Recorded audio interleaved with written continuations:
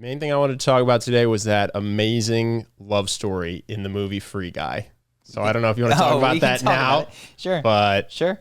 That, first of all, great movie. Great movie. Recommend it. Enjoyed Super myself. Fun. Mad credit to original IP. Yep. Yeah, in a world where they're just remaking everything, this was a novel concept that I thought was well done, except, spoilers, except not really, because I'm glad this makes up 10 minutes of the whole movie. Yeah. It's really not the crux of the movie at all. But and as soon as you see it, you can predict it because you've seen it a trillion times before. So it's light spoilers, even though it goes to technically the end of the film. But there is a love story where the plot is a guy silently pines for a woman for years. Mildly overtly. It's weird that she doesn't pick up on it at all. And then at the end of the movie, she realizes nothing has changed about the guy. How attractive, how smart, whatever. Nothing has changed. All she realizes is that he has quietly for years doted on her from afar. And that moment of realization is when she falls for him. Mm-hmm. And that is the most unrealistic turning point for female love that I have ever seen. And it is also going to hypnotize all the 10 to 17-year-olds in the theater into thinking that's how love works. And I saw it and it hurt me inside as I thought of myself being in this theater 20 years ago watching the same message, I'm sure, in a different movie. I mean, I think... But that is so dumb to think that what you should do is longingly stare at someone from afar for years and then just tell them, hey, I've creeped on you for years, and expect that they're going to turn around and go, you know what? I literally never thought about you as more than a friend till this moment, but knowing that you have lusted for me quietly is so erotic. Yeah. That is just not how this works at all.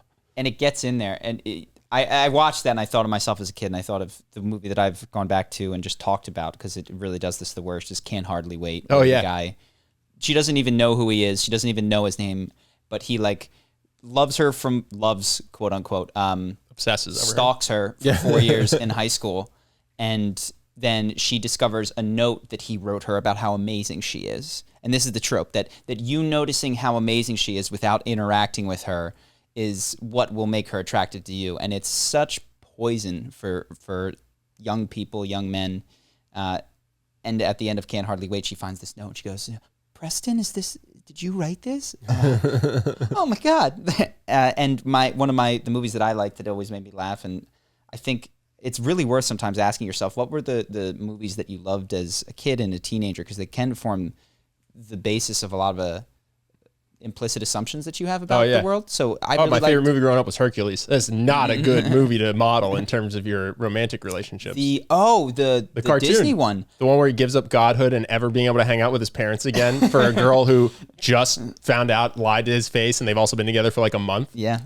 It's not a great moral. Yeah. I liked Girl Next Door, and that was more in my teen years, but that's one where she's a porn actress or has been a porn actress, and they have some interaction, but the crux of it is that he sees in his interactions, everybody only sees this, but he sees how amazing she is. It's the seeing of amazingness, this hidden amazingness that only they can see. But of course, if you look at the relationship, it was totally predicated on how hot she was. Mm-hmm. Like the whole thing is how stunning and hot she is. But then he sees something beyond that in 5 minutes of scenes where he really, really gets to see her true essence, which is, of course, not what he was seeing. What he was seeing was how hot she is, and they made that very clear.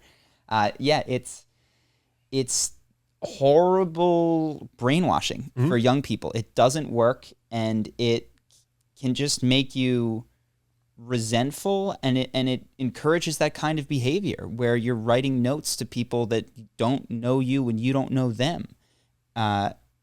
Even if you don't actually go through writing the note, I remember thinking in high school that there was the girl that I had a crush on, and that because I held her in higher esteem in my mind than I thought her boyfriend at the time did, that I would have been the better pick for some reason, which is insane. It's like and of course I was a young kid, I don't hold it against myself, but you don't even really deeply know this person. And the fact that you have a good opinion of them does not.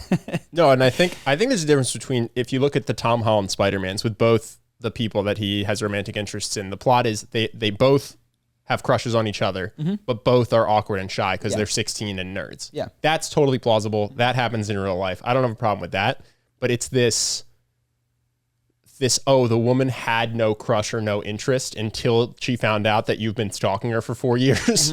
And suddenly that's the catalyst for liking you, which is just a terrible message that you see all the time. And I thought it was interesting because it's very in your face that's the moral of Free Guy. Yeah. Still a good movie. Still recommend it. Also how, it really does make her character seem so dense, which she's supposed to be this co-founder of this brilliant, literally, I won't spoil, like a brilliant co-founder, a brilliant co-founder.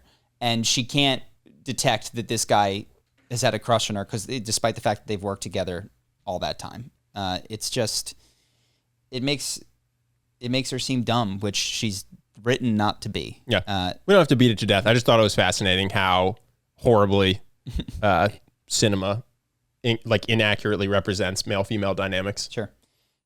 Hope that you guys enjoyed that clip. If you want to see more like this and have us do more podcasts, we are 100% funded by our generous patrons. And if you'd like to contribute, there's a link in the description, and we'll have one pop up on the screen right here so that we can do more podcasts where we have fun conversations and hopefully some deep ones like this. Either way, hope that you enjoyed the video, and I will see you in the next one.